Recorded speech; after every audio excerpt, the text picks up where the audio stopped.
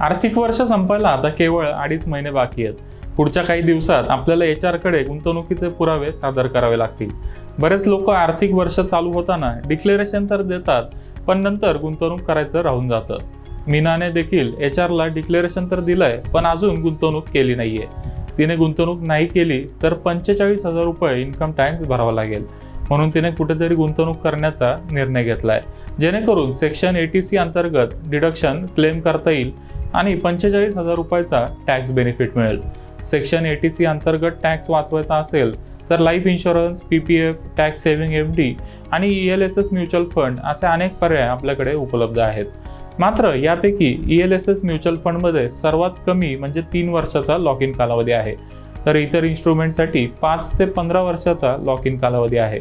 मीनाप्रमाणे तुम्ही देखील टॅक्स बचतीसाठी म्युच्युअल फंडमध्ये गुंतवणूक करण्याचा विचार करत असाल तर आधी त्या संदर्भात सविस्तर माहिती जाणून घ्या। तसेच सध्या शेअर मार्केट ओव्हरव्हॅल्यूड आहे, त्यामुळे ELSS फंड्समध्ये गुंतवणूक करण्याची ही योग्य वेळ आहे का, या प्रश्नाचं उत्तर आता जाणून घेणं महत्त्वाचं आहे। लाईफ इन्शुरन्सचे गॅरंटीड रिटर्न देणारे प्लॅन PPF आणि FD मध्ये साधारण 6 ते 8% रिटर्न मिळतो, तर युलिप आणि म्युच्युअल फंडमध्ये साधारण 15% रिटर्न मिळतो। समजा आपण पुढचे 15 वर्ष आर्थिक वर्षात 1.5 लाख रुपयाची गुंतवणूक केली तर 15 वर्षात आपली गुंतवणूक होईल 22.5 लाख रुपये।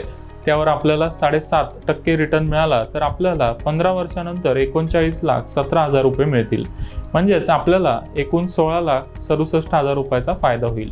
मात्र आपण जोखीम घेऊन युलिप किंवा म्युच्युअल फंडमध्ये गुंतवणूक केली आणि आपल्याला त्यावर 15% रिटर्न मिळाला तर गुंतवणुकीचं मूल्य होईल 71,37,000 रुपये, म्हणजे आपल्याला 15 वर्षात एकूण नफा मिळेल 48,87,000 रुपये। म्हणजेच म्युच्युअल फंडमध्ये गुंतवणूक करून आपल्याला 3 पट अधिक पैसे मिळतील। रिटर्नमध्ये एवढा मोठा फरक असल्यामुळे भारतातल्या गुंतवणूकदारांनी म्युच्युअल फंड्सला चांगला प्रतिसाद दिलाय। मनी9ने संबंध भारतात पर्सनल फायनान्स सर्व्हे केला, त्यातून देखील अशीच माहिती समोर आली आहे। भारतात 2022 मध्ये केवळ 6% गुंतवणूकदार म्युच्युअल फंड्समध्ये गुंतवणूक करत होते। 2023 मध्ये हा आकडा 10% वाढलाय। अनेक लोक टॅक्स सेव्हिंगसाठी आता PPF, लाईफ इन्शुरन्स आणि FDच्या जागी ELSS ला प्राधान्य देत आहेत। ELSS फंड्समध्ये चांगला रिटर्न मिळतो हे खरंय, पण ELSS फंड्समध्ये गुंतवणूक करून रिटर्न मिळवणं इतकं सोपं नाहीये। शेअर मार्केट वर गेलं तर ELSS फंड्समध्ये चांगला रिटर्न मिळतो, पण मार्केट खाली आलं किंवा मार्केटमध्ये टाइम करेक्शन झालं तर मात्र गुंतवणूकदारांना तात्पुरता फटका बसतो। उदाहरणार्थ, ज्यांनी 2018 मध्ये ELSS फंड्समध्ये गुंतवणूक केली त्यांना 2020च्या क्रॅशमध्ये 40% लॉस झाला। मार्केट खाली गेलं तर तात्पुरता लॉस होतो हे खरं आहे, पण न घाबरता गुंतवणूक होल्ड केली तर नंतर फायदा होतो। आता HDFC टॅक्स सेव्हर फंडचं उदाहरण बघा, ज्यांनी 2018 मध्ये या फंडमध्ये 1 लाख रुपयाची गुंतवणूक केली त्यांचा पोर्टफोलिओ क्रॅशमध्ये 60,000 रुपयापर्यंत खाली आला, मात्र आता त्याची व्हॅल्यू 2 लाख रुपयापेक्षा जास्त आहे।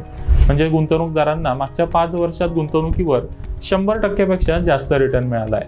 अशाच प्रकारे भविष्यात मार्केट खाली आलं तर ELSS मध्ये तात्पुरता लॉस होऊ शकतो, मात्र आपण न घाबरता गुंतवणूक चालू ठेवली तर इतर इन्स्ट्रुमेंट्सपेक्षा नक्कीच चांगला रिटर्न मिळेल।